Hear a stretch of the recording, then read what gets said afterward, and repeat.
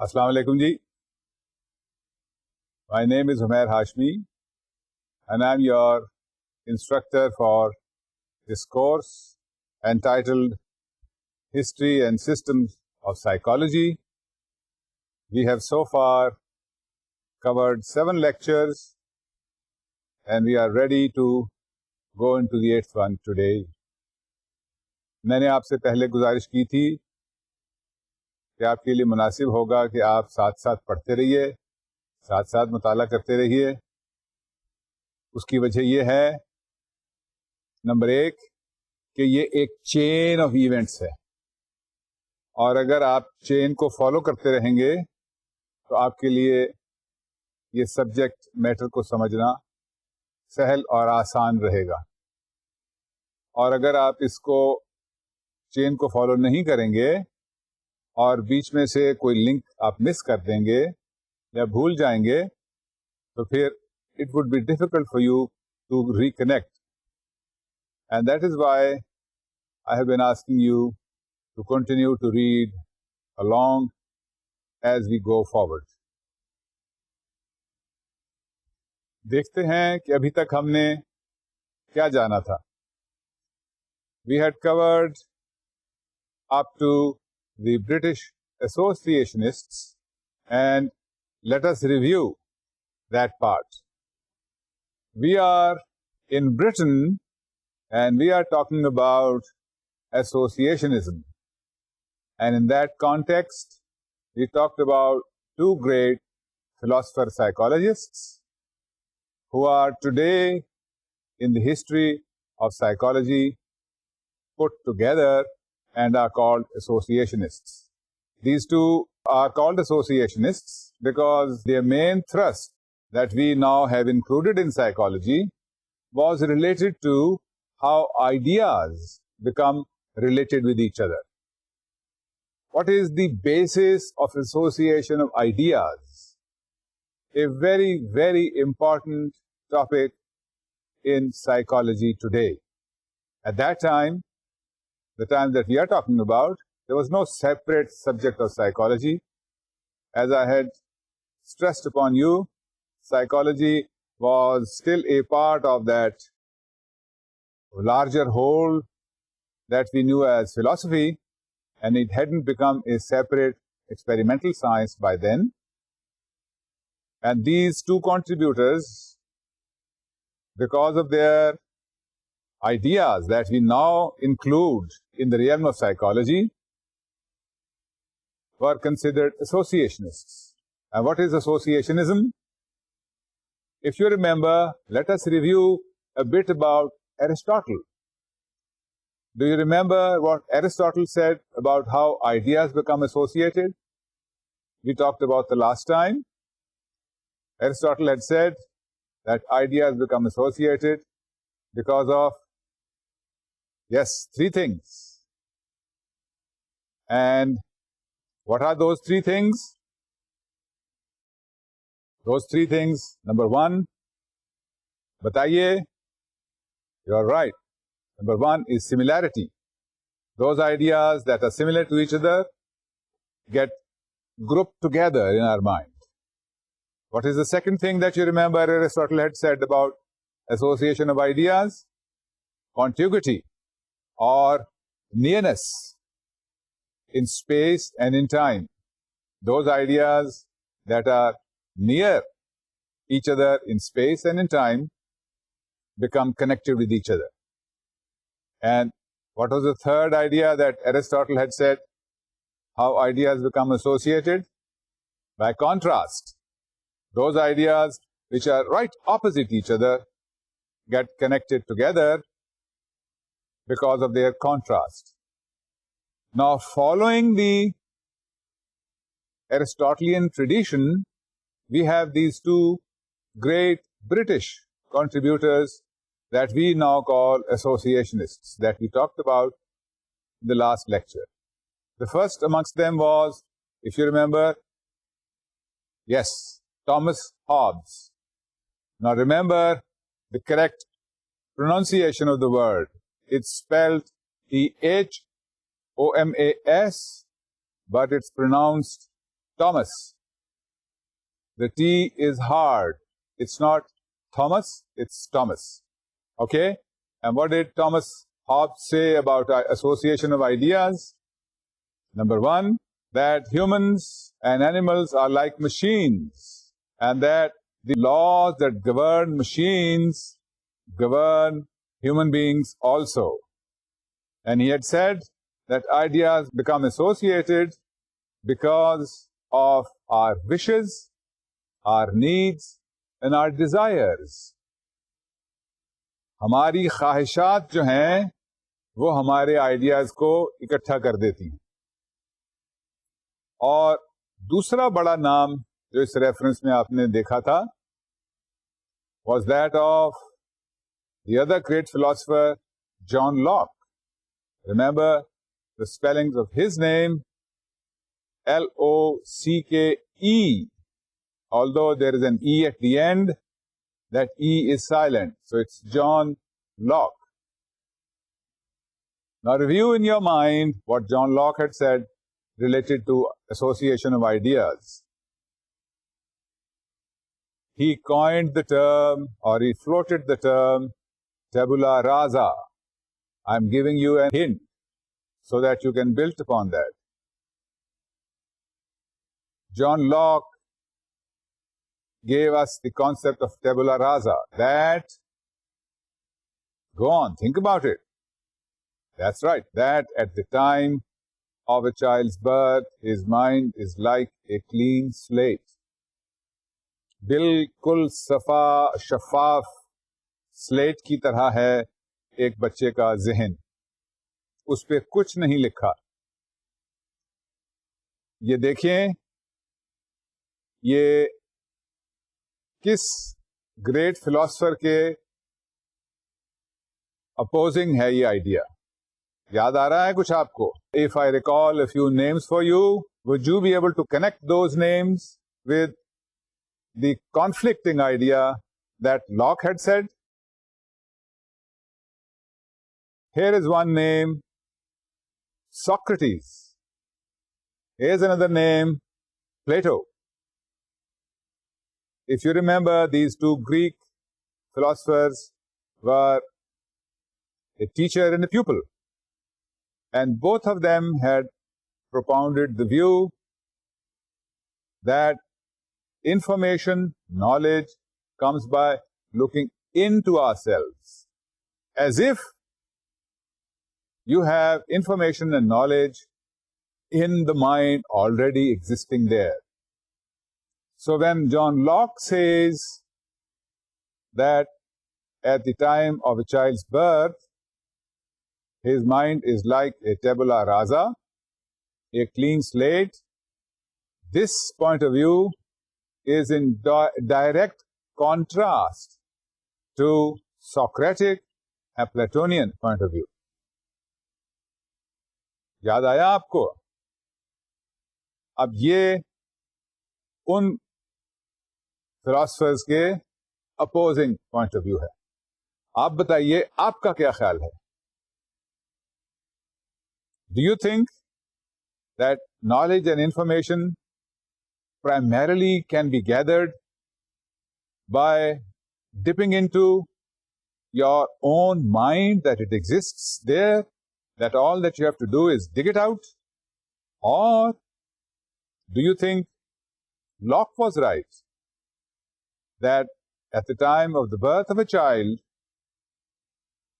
his mind is like a clean slate?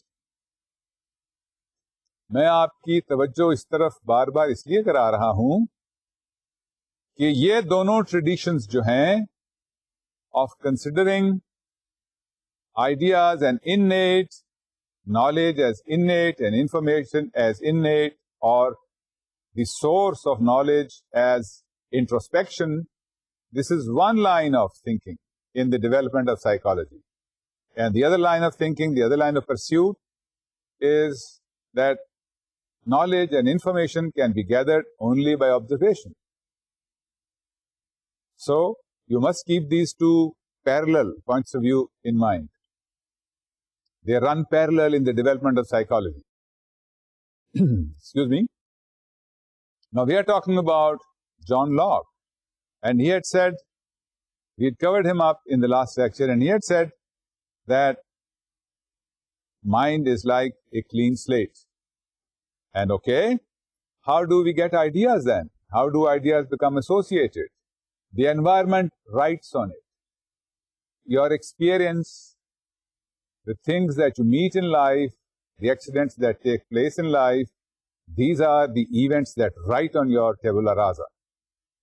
So, one of the ways in which ideas get associated is what is written on that tabula rasa, on that clean slate. And the other way that you get information and knowledge, according to Locke, is reflection. What you experience, you reflect upon it. You think about it.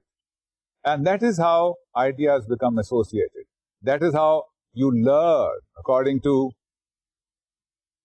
John Locke. By experiencing and by reflection. Reflection then connects ideas, and simple ideas turn into more and more complex ideas. That is Locke's contribution.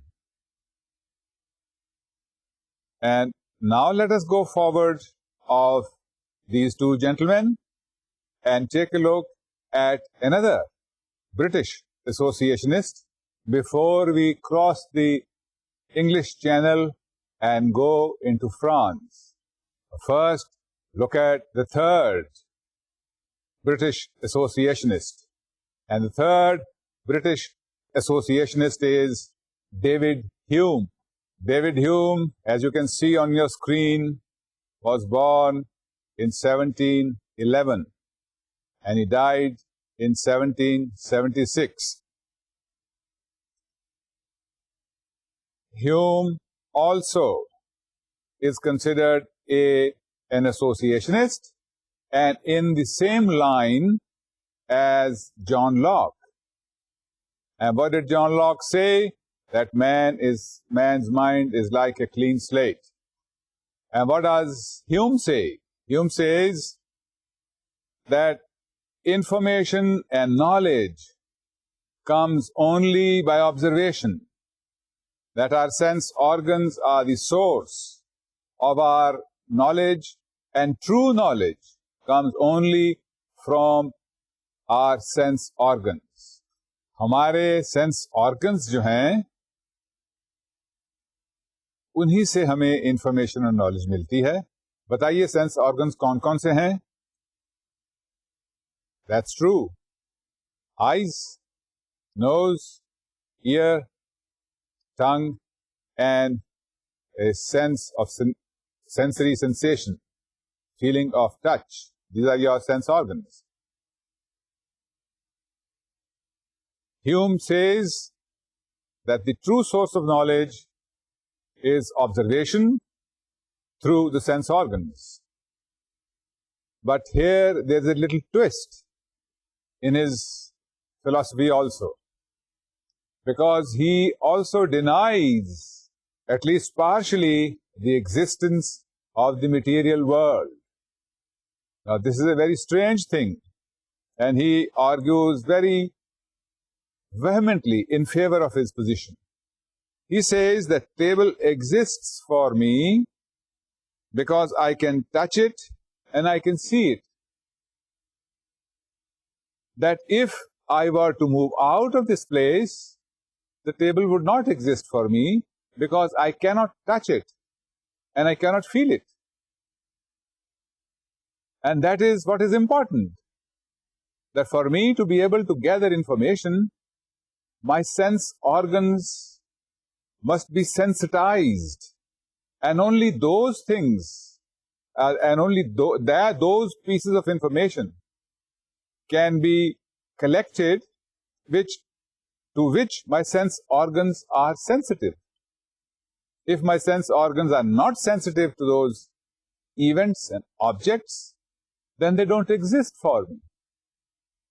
We will talk about that in some detail later, but for the time being, just remember these two important things in Hume's point of view. Number one, that knowledge can be gathered by observation through the sense organs, but sense organs have to come into play to be able to register the presence of things and objects. Another thing that he had said was he reflected upon the relationship between cause and effect. We talked about cause and effect in the last lectures also. एक दफा फिर उसको review कर लेते हैं. Everything that we see has a cause. That was one point of view. And we had seen that even accidents are caused. और ये मैंने पिछली दफा भी एक्सप्लेन किया था कि accidents are caused, although they appear to be accidents, but they are caused because when a car is moving in a direction, the engine is running, and the running of the engine is the cause. The lights are on, the wheels are spinning, the steering wheel is being directed in a certain way. All of these are causes. So even accidents are caused. When an airplane crashes, when there is an accident in a train, all of these are caused. So whatever we observe is the effect, and the effect has a cause behind it. Hume's contribution in this is that he established that something that precedes is the cause and something that follows is the effect. क्या मतलब हुआ इससे? कि हम अपनी रोजमर्रा की जिंदगी में अपने सेंसेस के जरिए जब दुनिया को और अपने इर्द गिर्द को हालात को देखते और जांचते हैं तो हम उनमें कॉज एंड इफेक्ट का रिलेशनशिप भी देखते हैं. और कॉज एंड इफेक्ट का रिलेशनशिप क्या है? हम उस चीज को कॉज कहते हैं जो पहले हो और उस चीज को इफेक्ट कहते हैं जो बाद में आए. So cause and effect are time bound. Something that precedes is the cause and something that follows is the effect. Reflect upon this. Consider this. Cause comes before and then effect comes. The preceding event is the cause. The following event, observation, is the effect. ऐसा ही है ना? आप भी अपनी जिंदगी में ऐसा ही देखते होंगे. और ये ह्यूम की एक अहम कंट्रीब्यूशन है. एक और अहम कंट्रीब्यूशन जो ह्यूम की है वो है what is the purpose of knowledge. Knowledge का मकसद क्या है? इस पे ह्यूम ने काफी रिफ्लेक्ट किया, सोचा, समझा और फिर अपने ख्यालात को बयान किया. नॉलेज का मकसद है in Hume's point of view to facilitate life, to make life easy for people. Knowledge should not be gathered for its own purpose. हमारे आर्ट में भी आप जानते होंगे, आज से कोई 4-5 दहाइयां पहले एक ट्रेडिशन यहां थी, art for art's sake, and opposed to that was the tradition of art for life's sake. कुछ लोगों का ये ख्याल था कि अदब या आर्ट या फन का मकसद जो है वो कोई नहीं है सिवाय इसके कि वो फन है. और कुछ लोगों का ख्याल था कि फन का मकसद महज फन बराए फन नहीं है, लेकिन फन का मकसद है जिंदगी को आगे बढ़ाना, जिंदगी में खुशियां लाना, जिंदगी को इंसान की जिंदगी को आसान करना. डेविड ह्यूम का भी यही ख्याल था. The British associationist that we are talking about, put forward the view that the purpose of knowledge is to facilitate life, is to ease life, is to bring satisfaction and happiness in people's life. And that is also called utilitarianism. Utilitarianism, as you are seeing on the screen, is that the purpose of knowledge and information is to make life easy. ये बात utilitarianism जो Hume कह रहा है, यही बात आप आगे चल के अमेरिकन साइकोलॉजिस्ट्स और फिलोसफर्स में भी देखेंगे. मिसाल के तौर पर विलियम जेम्स, जिसका हम आगे काफी डिटेल में जिक्र करेंगे. मैं आपसे इन लोगों का थोड़ा थोड़ा जिक्र इसलिए करता रहता हूं ताकि आपके जहन में आप इनका कुछ एक ढांचा, एक अक्स बन जाए और आपके कान इनके नामों से और इनके पॉइंट्स ऑफ व्यू से थोड़े से आशना हो जाएं. विलियम जेम्स जो है वो एक बहुत बड़ा माहिर नफ्सियात है, जिसने एक बहुत ही अहम किताब लिखी है जो आज तक क्लासिकल किताब समझी जाती है, और वो है प्रिंसिपल्स ऑफ साइकोलॉजी. ये हार्वर्ड यूनिवर्सिटी में पढ़ाया करते थे और वहीं पर ही इन्होंने लेबोरेटरी भी काम की थी. इनके बारे में हम काफी डिटेल से पढ़ेंगे. फिलहाल मैं आपको इनका एक पॉइंट ऑफ व्यू जो बता रहा हूं, that is the point of view of pragmatism.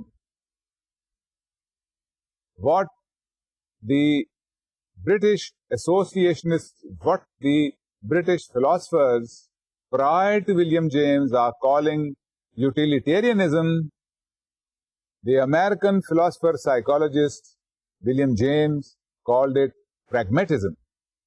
And pragmatism is the same thing, that the purpose of information, that the purpose of knowledge is what?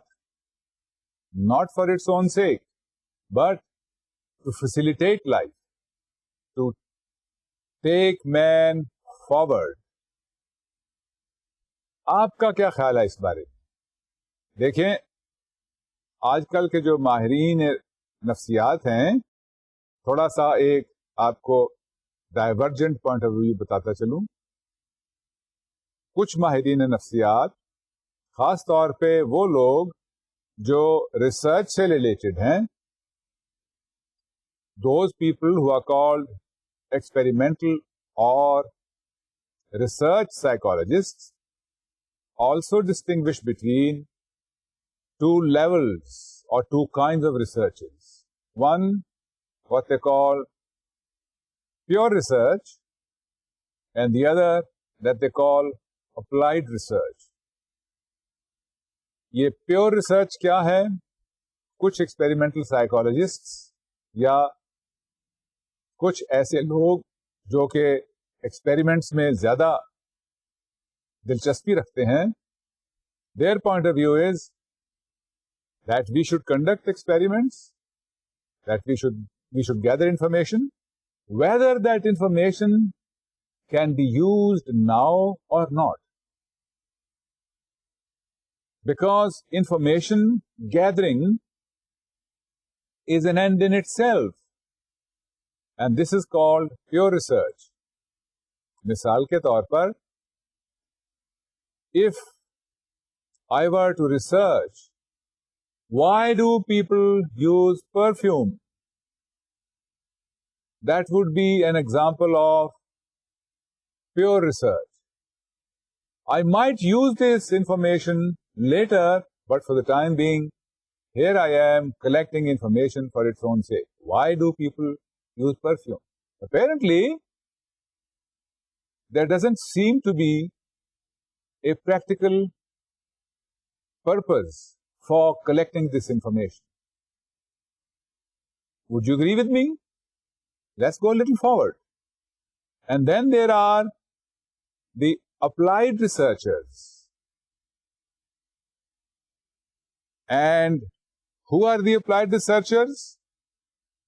Whose research focus is most narrow and to the point. They want to know, for instance, how and what can you do to improve the productivity in an organization? Is it an authoritarian leadership that brings about higher productivity in an organization, or is it a democratic leadership in an organization that brings about higher productivity in an organization? If the purpose of the research is so narrow and focused, then it is called applied research. And applied research is one which uses the information gathered by research for immediate purposes. And pure research or basic research is one which collects information for the sake of collecting information. Now let us go back into Hume and take a look at what he was talking about. He's talking about utilitarianism, that your observation should be like applied research.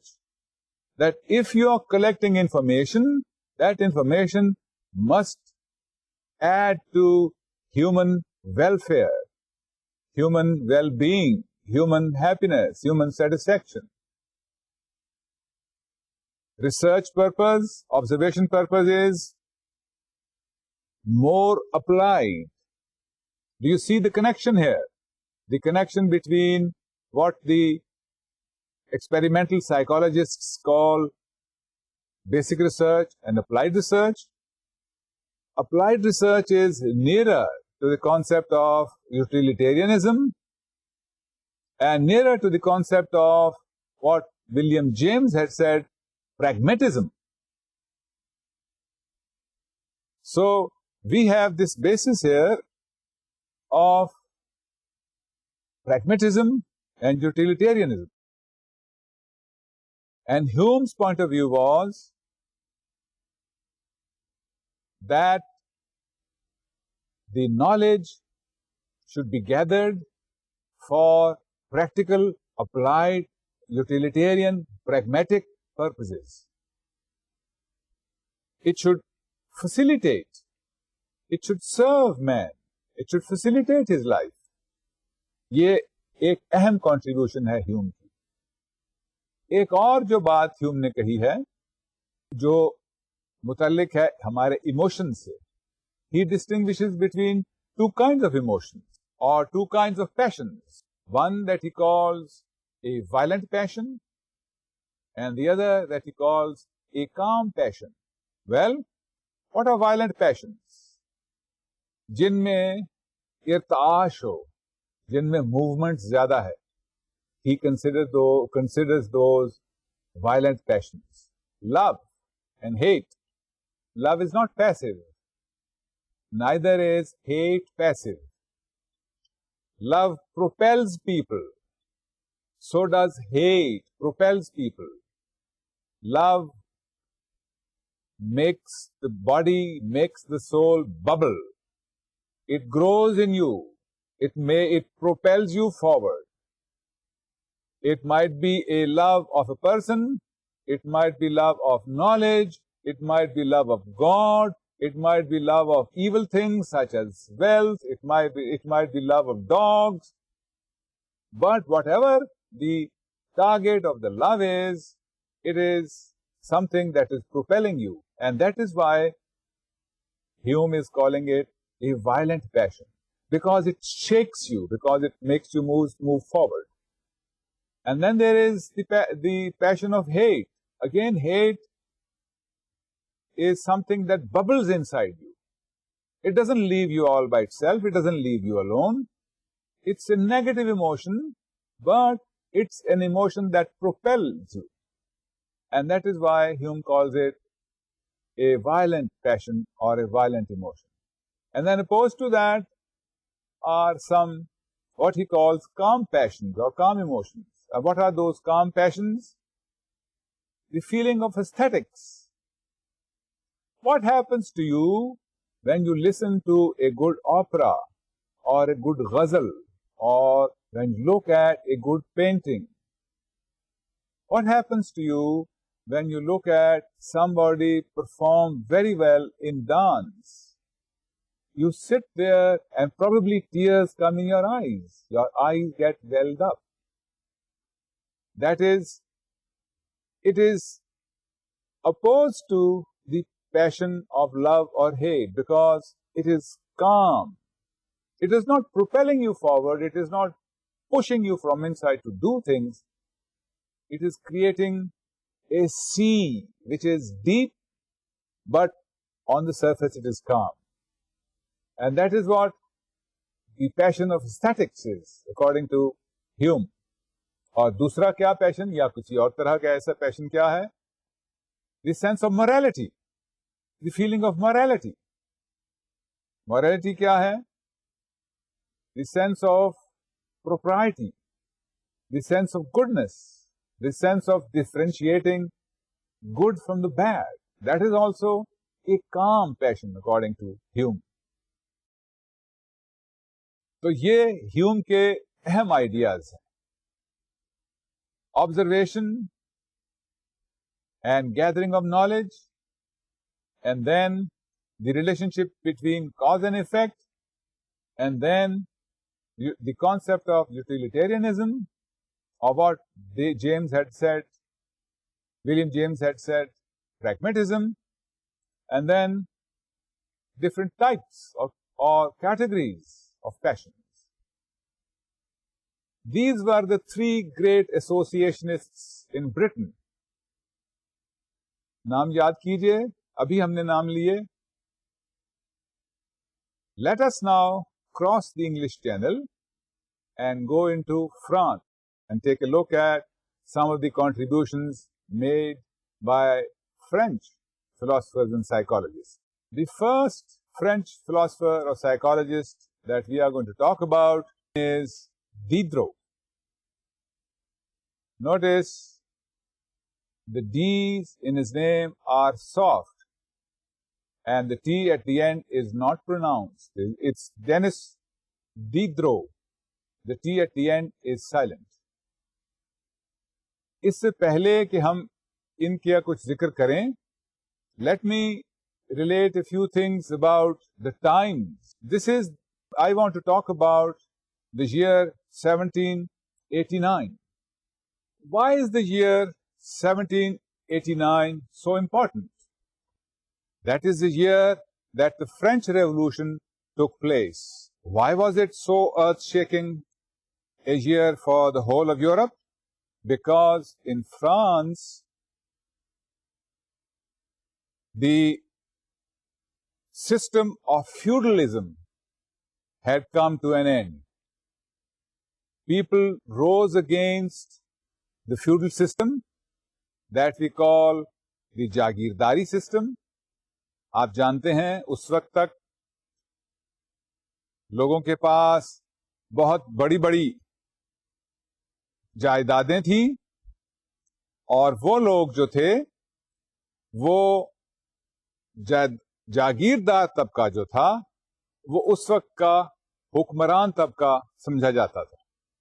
पहली बात. और दूसरी बात ये कि उस वक्त तक मोनार्की बादशाहत का दौरा था.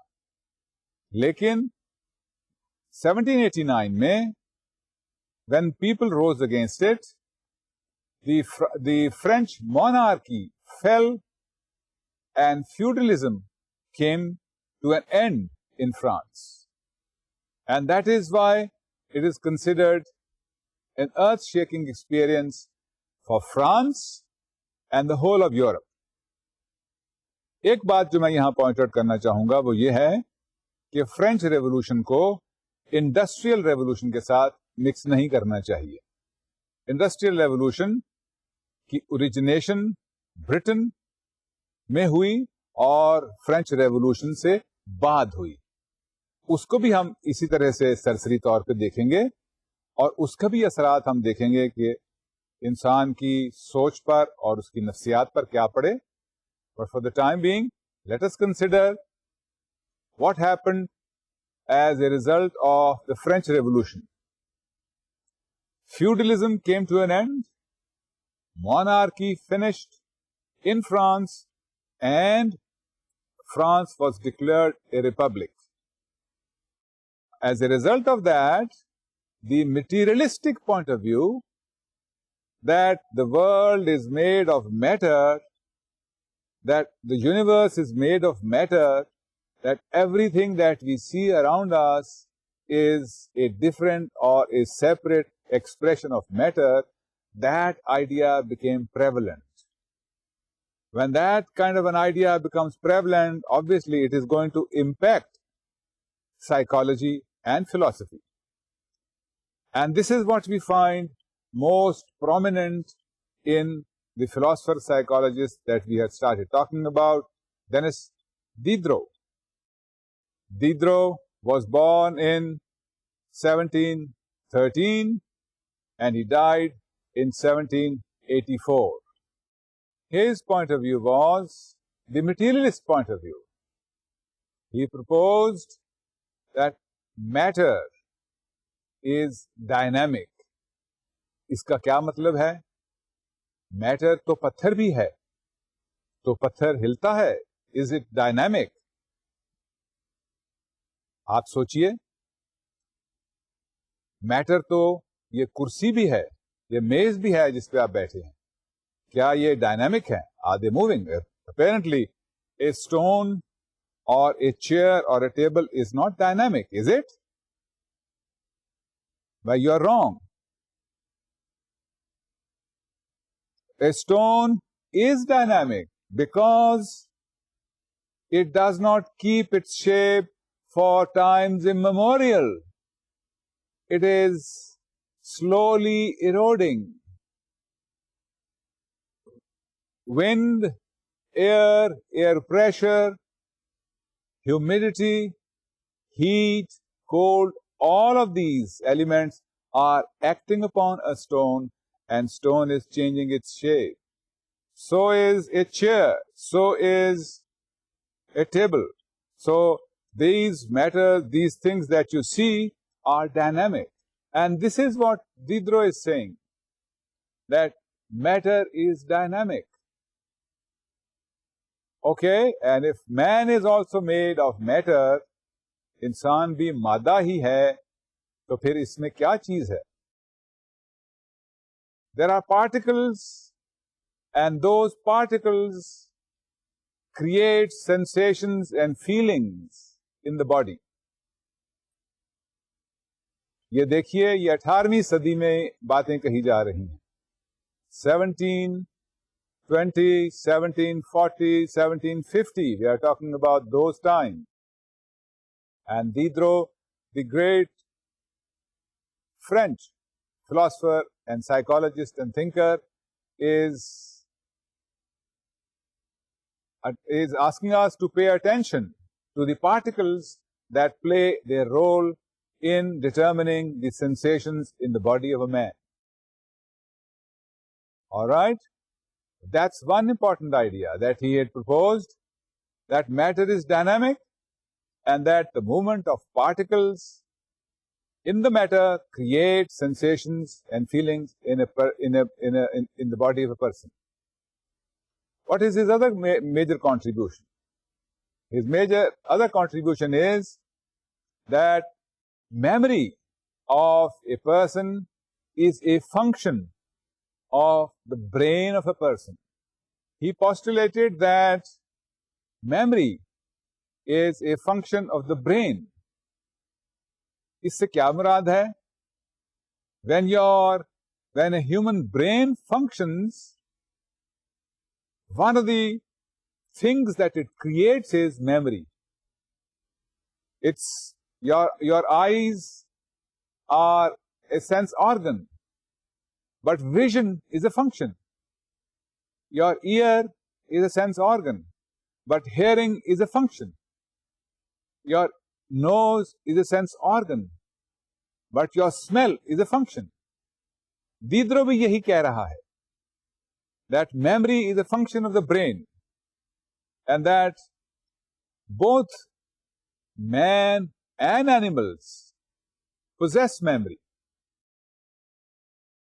At the same time, you must remember that he was a follower of the Aristotelian tradition.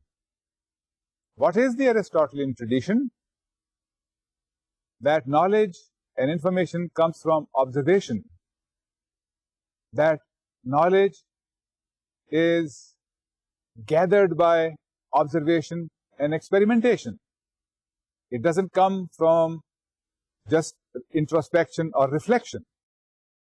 Okay? So what is the purpose of knowledge? To him, the purpose of knowledge is to gain power, is to be powerful.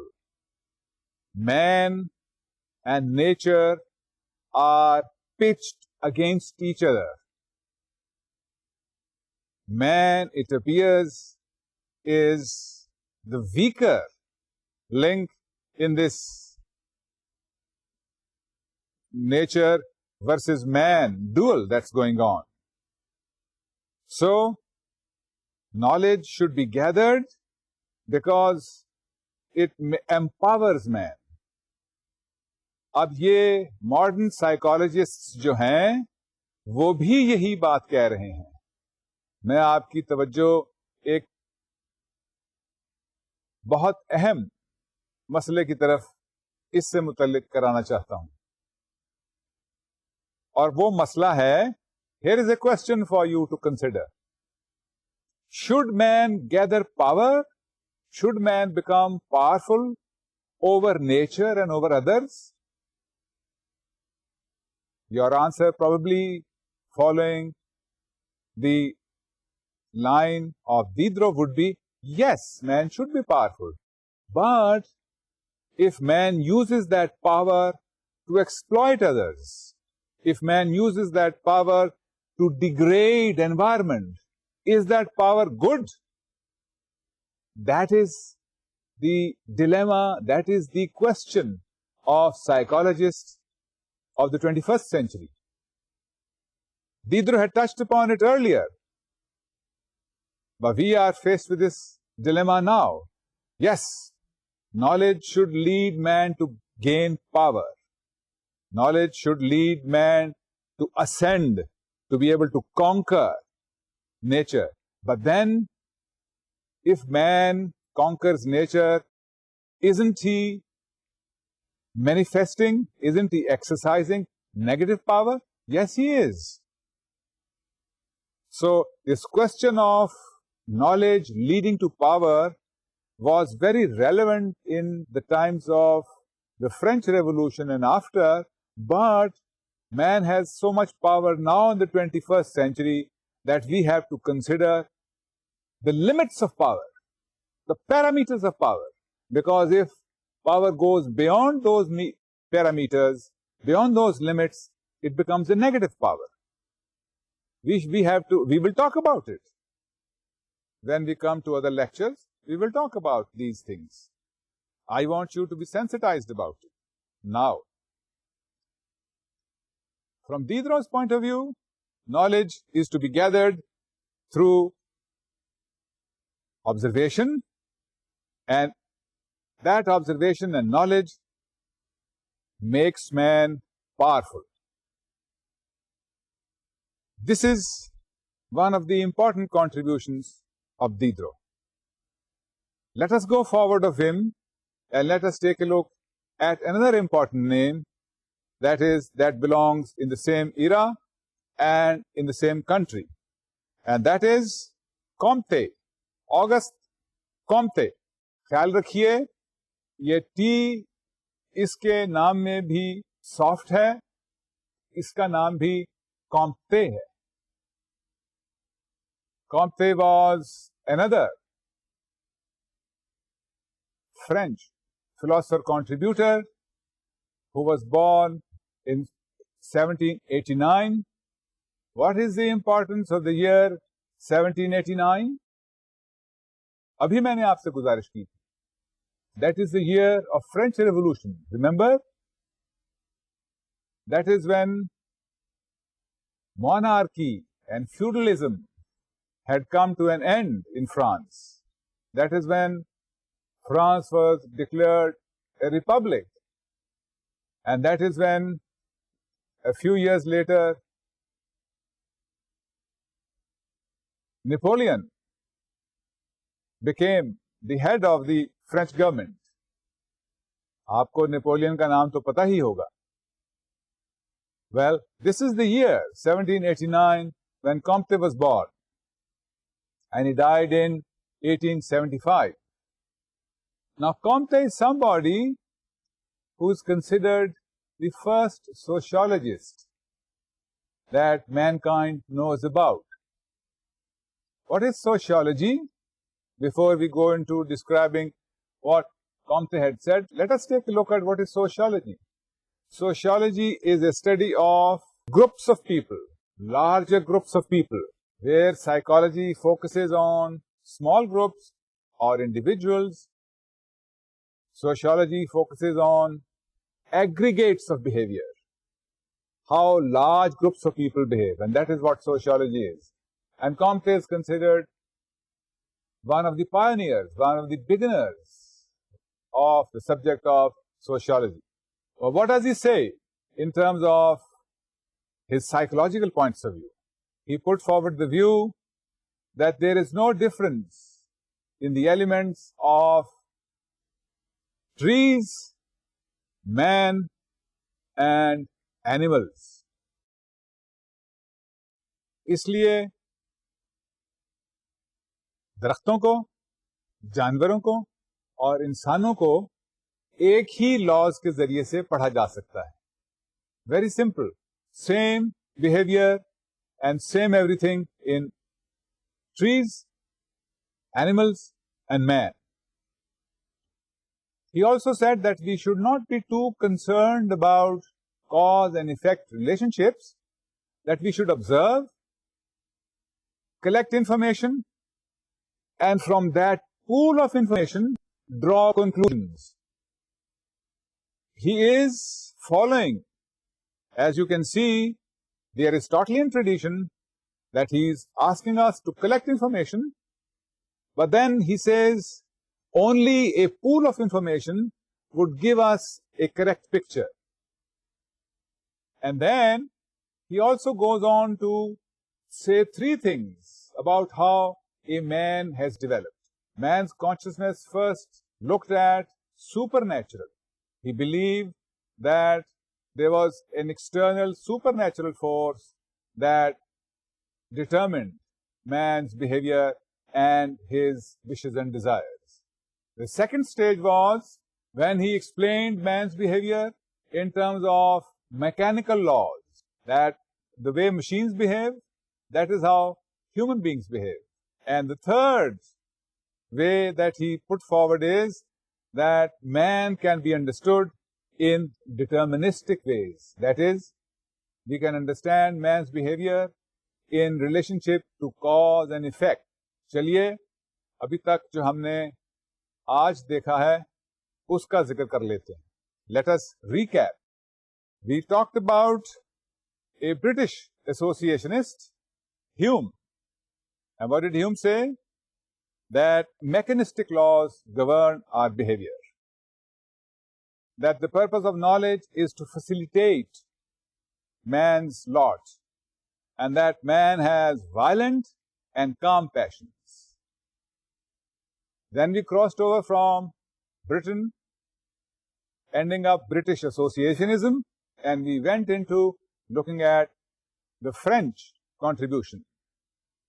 In that context, we saw Diderot, that Diderot's main contribution was that information as knowledge is gathered by observation, and that we can predict and control human behavior. And the third person that we studied today was Comte. And he said that we should gather a pool of information and then see that pool as a whole, and then draw our conclusions and our insights from that pool of information. These were the three great contributors that we took hold of, that we saw today. We will talk about some German contributors in the next lecture. Until then, do revise, do take a look at what we had talked about, do take a look at associationism, and do take a look at the French contributors. And then we will go on to the German contributors. फिर हम आपको ये भी बताएंगे कि हमने ये सिलसिला ऐसा क्यों बनाया है. Why did we take a look at France, then went into Britain, then came back to France, and then are we going to Germany? There's a logic behind that, and we'll see that logic also. Until next time, Khuda Hafiz, God be with you.